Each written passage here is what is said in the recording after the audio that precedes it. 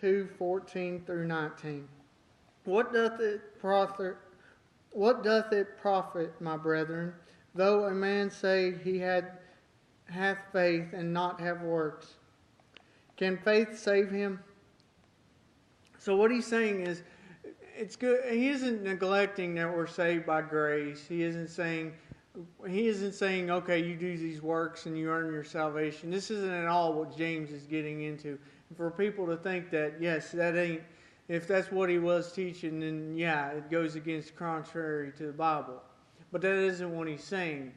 He isn't saying you have faith through grace. He's just saying because you have faith, you should have works.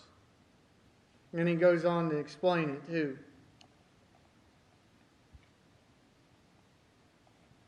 If a brother or sister be naked and destitute of daily food, and one of you say unto him, Depart in peace, be ye warmed and filled, notwithstanding ye give them not those things which are needful to the body, what doth it profit? Now, I think it's in 1 John where he says that if you see a brother in need and you don't help them, then the love of God isn't in you. What James is addressing here is a problem that he's dealing with this particular church he wrote this letter to, because they're showing favoritism to the rich and neglect to the poor. So what he's addressing is those who are able to give, are neglecting to and just hoping the best for them. He's telling them that's nothing. You should be helping them. Jesus says in the Sermon on the Mount about how if you have 2 coats, give one to one who needs it. And so it isn't saying, okay, you need to go to where you have not so they have. That ain't what James is getting into. James is just saying you see your brother in need and do nothing to help him. How are you saying you have faith when you see those who are fellow members of Christ suffering when you can do something about it? It isn't that they couldn't. He's simply addressed the neglect. They have all the means to help, but they'd rather sit in high places and wear fancy jewelry and adorn themselves and look good before men, which he addresses in the 1st chapter. And so what he's telling them is the things that matter is the works that you do through faith, not how you appear before men. Let's see. So these are basic needs to the human life. This isn't saying, okay, he wants this, you should help him get it. It ain't saying, well, help them get luxury clothes and look all fancy wearing diamonds and all. And that ain't what James requested. James is saying, okay, your brother has this basic need. And they're in and this isn't also, James isn't also suggesting, okay, to be taken advantage of. Because there's those out there who seem to be needy, but they're just looking to take advantage of situations. James ain't addressing that. He's telling them, the people that they know have a need, they neglect. We got to be careful we don't do the same.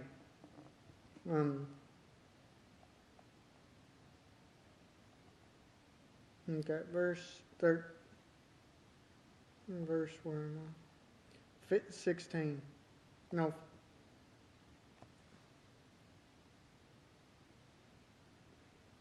And 17. Even so, faith, if it hath not works, is dead, being alone. So what he's saying is, if you have faith, the works come. The way I was explaining it yesterday is, if we have Christ, He should be working in us, and this is a work of faith. The fact that He's changing us. There should be a difference between how we used to be and how we are now. If they aren't, then what is our faith good for? If the Spirit ain't working in us, then where is our faith at? Do we have faith? Because the Spirit should be working in us to where people notice it. Yeah, our hearts should be changing and striving for Him rather than things of the world. If it's not, then what is our faith good for. And that's what James is saying. James isn't saying, okay, you do this works, you do all this works, and you gain faith. No, he's saying if you have faith, then there should be evidence of it.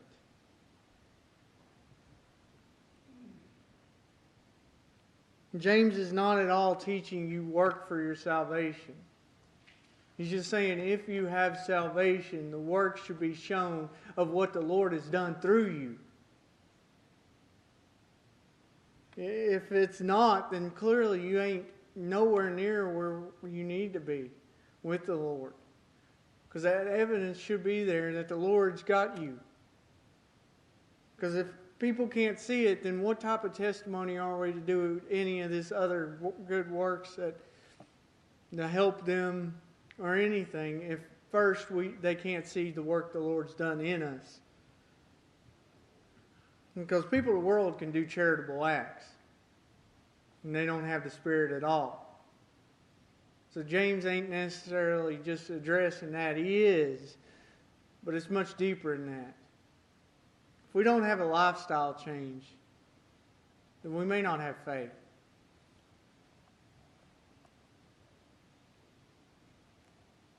Yea, a man say, Thou hast faith, and I have works. Show me my faith without thy works, and I show thee my faith by works.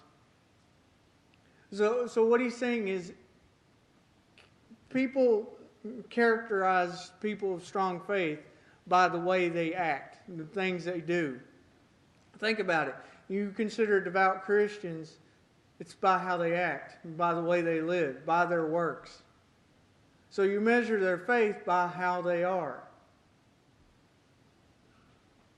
Not necessarily the time they've been a Christian, but their life.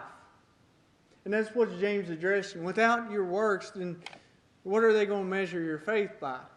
You can't. If there's no works there, then there ain't nothing for people to see the faith by. Other than simple word, you saying I'm Christian, other than being there. And even that in itself becomes a work to where the world can see it.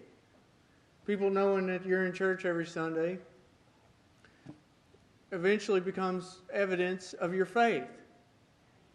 So for people to have no evidence of their faith is a very good question. Do they have faith to begin with?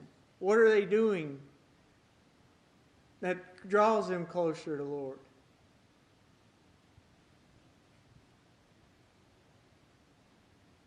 Thou believest that there is one God.